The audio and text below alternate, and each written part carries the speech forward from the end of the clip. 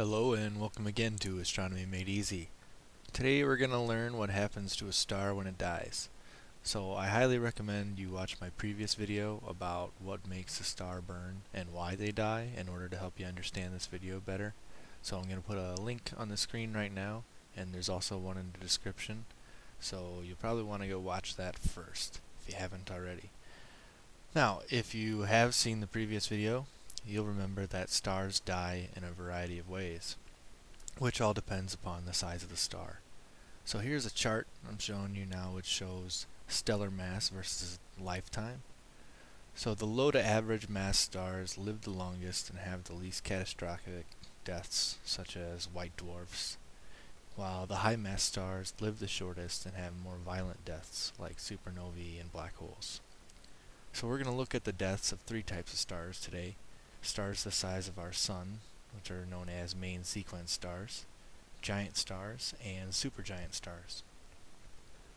There are more categories of stars than that, but you can basically get a good understanding of what's happening using only these three, and then you can kind of fill in throughout. So one of the most important parts of understanding this again is what's happening at the atomic level of the star.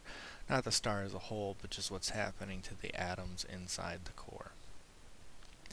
So as we discussed in an earlier video, once the core of a star becomes iron, the fusion process consumes energy rather than produces it. So the result is the core is no longer able to support itself up under gravity, causing the star to die by collapsing in on itself. So like I said, what happens next depends on the mass of the star.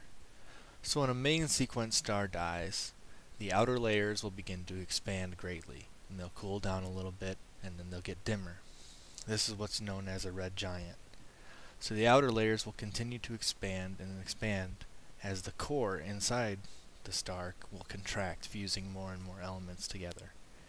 Over time, the outer layers are going to drift off into space and form a new planetary nebula, and it's going to leave a small and hot remnant of its core called a white dwarf. And after billions and billions of years, the white dwarf's heat will eventually disperse, and it will become a cold and dark black dwarf. So this is the fate that's awaiting our Sun. This is what's going to happen to it in the end.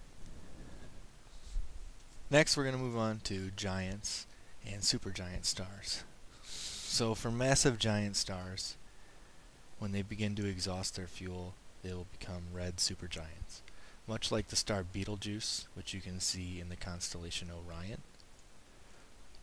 So, as the core of a giant star collapses, it creates a massive explosion known as a supernova, in which the outer layers are ejected into space by extreme radiation. So, supernovae are so bright that they can actually outshine an entire galaxy and radiate as much energy as a main sequence star like our Sun emits over its entire lifetime. So they can typically be seen from several weeks to months, and they'll slowly fade into another planetary nebula. Now the higher mass elements that are necessary for creating the Earth, and not just the Earth, but also for life on Earth as we know it, all those elements are created inside cores of stars. And during the explosions of stars too, which is why Carl Sagan is famously quoted as saying, "We are star stuff," because that is where we come from. Now when the core of these giant stars collapse, the atoms are squeezed so tightly together by the gravity that the space in between the negatively charged electrons and the positively charged protons are pushed so close together that they attract one another and leave a neutral charged core. So the electrons are captured by the positive nucleus. So the result is a tiny remnant of the star known as a neutron star. So these are very, very small. The only thing that's keeping it from collapsing any further on itself, because there's so much mass, is just the repulsion of the individual particles themselves on each other. Now these things can be as small as only 10 miles wide, but they can have the mass of 2 of our suns. So it's so dense that 1 teaspoon would weigh as much as about 5 billion tons. In addition to this incredible density, the neutron stars also spin at incredible speeds. Some of them spin as fast as 43,000 revolutions per minute, which is 716 revolutions per second. Now, however, if the star is a supergiant, the supermassive gravitational collapse of the core is so great that the atoms continue collapsing further and further down past a neutron star. It goes down to a point so dense and with such a strong gravitational force that not even light can escape it. And this is what's known as a black hole. So black holes can grow as they absorb more mass from its surroundings and create a supermassive black hole. And these supermassive black holes are typically found at the center of most galaxies.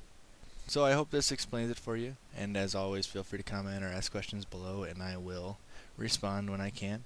Thanks for watching, and have a good day.